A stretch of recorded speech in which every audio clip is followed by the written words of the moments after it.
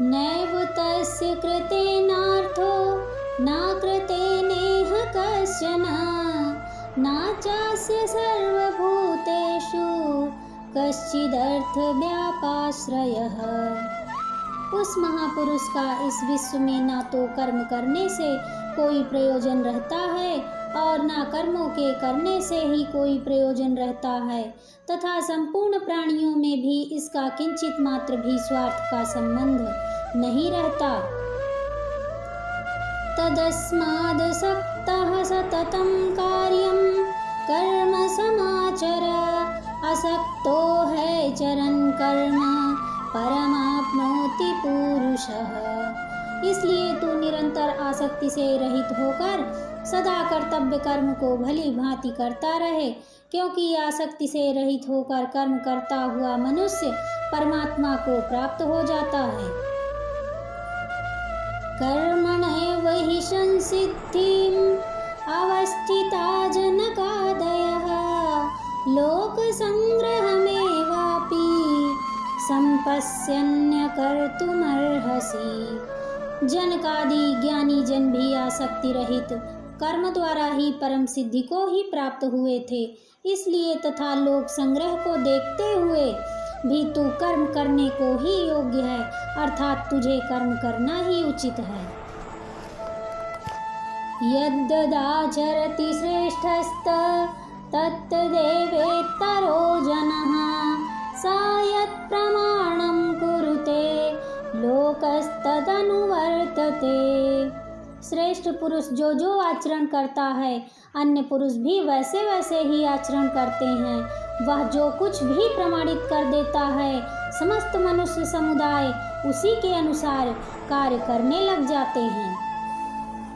नामे पार्थ स्थित कर्तव्यं त्रिषु लोकेषु किंचन नानवाप्तापवाप्ताभ्यं वर्त एव च कर्मणि।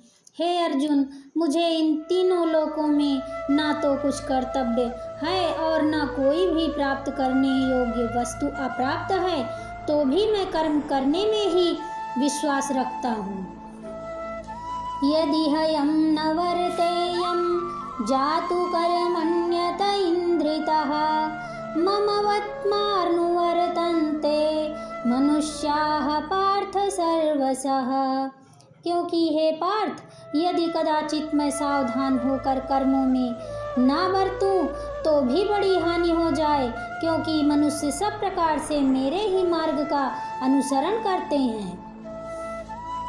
उत्सीदेयुरि मे लोका न कुर्याम कर्म चेदहं शंकरस्य च कर्ता स्यामुपहन्यामिमाः प्रजः।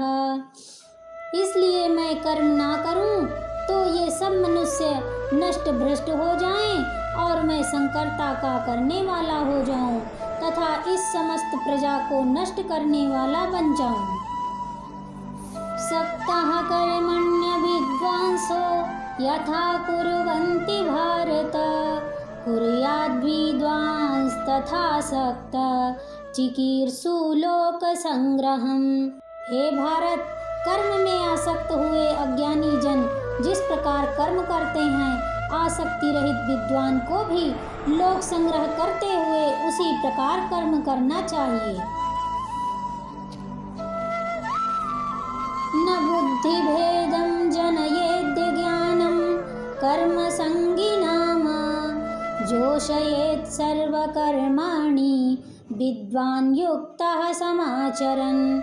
परमात्मा के स्वरूप में अटल स्थित हुए ज्ञानी पुरुष को चाहिए कि वह शास्त्र विहित कर्मों में आसक्ति वाले अज्ञानियों की बुद्धि में भ्रम अर्थात कर्मों में अश्रद्धा उत्पन्न ना करे, किंतु स्वयं शास्त्र विहित समस्त कर्म भली भांति करता हुआ उनसे भी वैसे ही करवावे।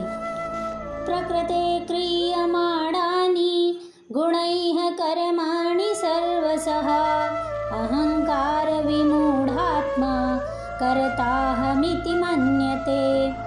वास्तव में संपूर्ण कर्म सब प्रकार से प्रकृति के गुणों द्वारा किए जाते हैं, तो भी इसका अंतःकरण अहंकार से मोहित हो रहा है। ऐसा अज्ञानी मैं करता हूँ ऐसा मानता है। तत्त्ववित्तु महाबाहो गुणकर्म विभागयोः गुणागुणेषु वर्तन्त इति मत्वा न सज्जते। परंतु हे महाबाहो, गुण विभाग और कर्म विभाग के तत्व को जानने वाला ज्ञान योगी संपूर्ण गुण ही गुणों में कार्य करते रहे हैं ऐसा समझकर उनमें आसक्त नहीं होता। प्रकृतेर्गुण सम्मूढ़ः सज्जनते गुण कर्मसु तान् कृतश्नविदो मंदान् कृतश्नविन्न विचालयेत्। प्रकृति के गुणों से अत्यंत मोहित हुए मनुष्य गुणों में और कर्मों में आसक्त रहते हैं। उन पूर्णतया न समझने वाले मंदबुद्धि अज्ञानियों को पूर्णतया जानने वाला ज्ञानी विचलित ना करे।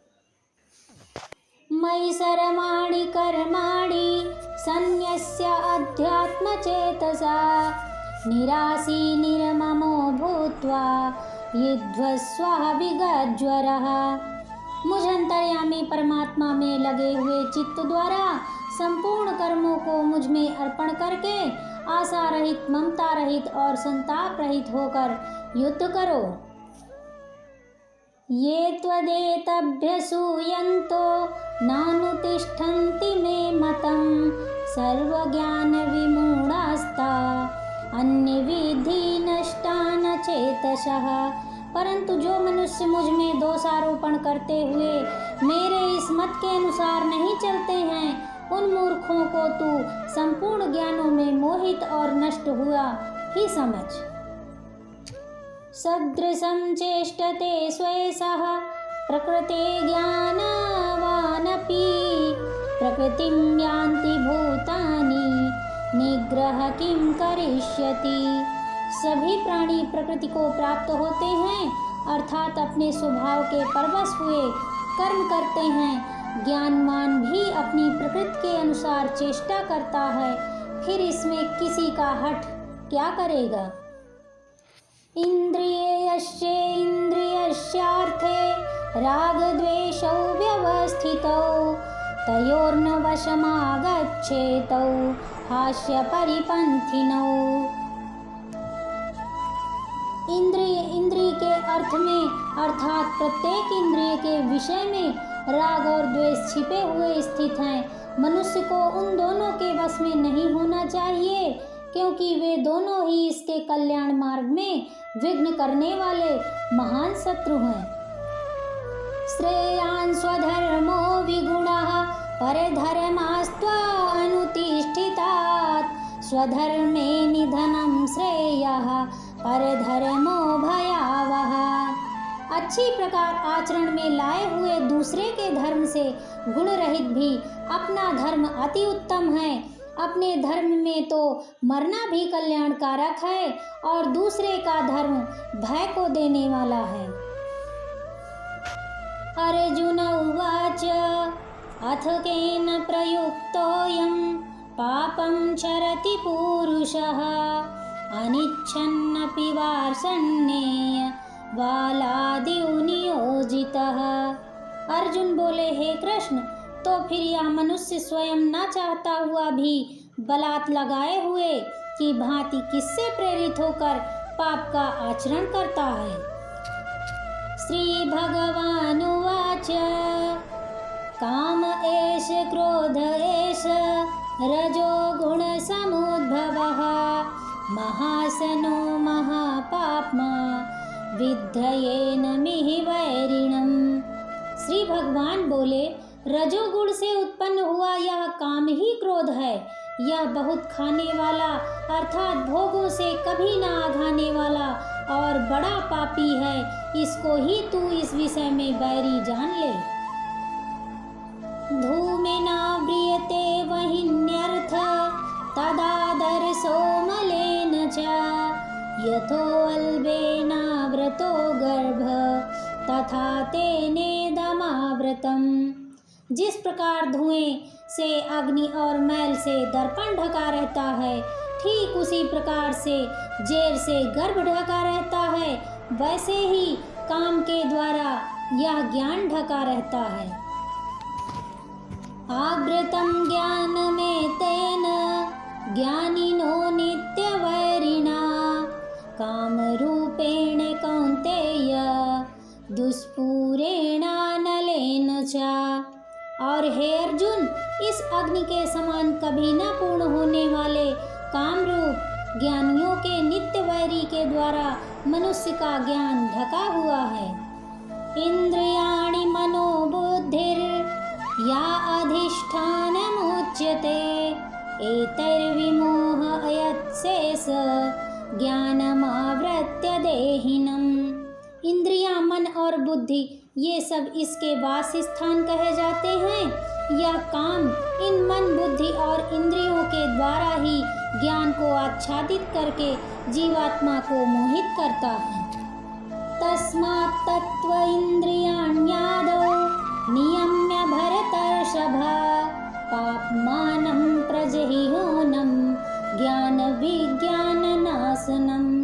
इसलिए हे अर्जुन, तू पहले इंद्रियों को वश में करके इस ज्ञान और विज्ञान का नाश करने वाले महान पापी काम को अवश्य ही बलपूर्वक मार डालना। इंद्रियाणि पराण्याहु इंद्रियेभ्यः परं मनः मनस्तु परा बुद्धिर्यो बुद्धे परतस्तु सः। इंद्रियों को स्थूल शरीर से यानी पर श्रेष्ठ, बलवान और सूक्ष्म कहते हैं। इन इंद्रियों से परे मन है, मन से भी परे बुद्धि है और बुद्धि से भी अत्यंत परे है वह आत्मा है। एवं बुद्धेः परं बुद्ध्वा संस्तभ्य आत्मनानां जहि शत्रुं महाबाहो कामरूपं दुराशदम्।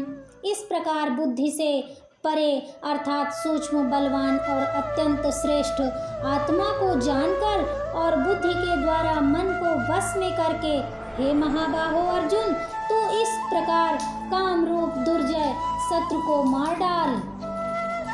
ओम तस्दिति श्रीमद्भगवद्गीतासूपनिषत्सु ब्रह्म विद्यां योगशास्त्रे श्रीकृष्णार्जुन संवादे कर्मयोगो नाम तृतीयोऽध्यायः।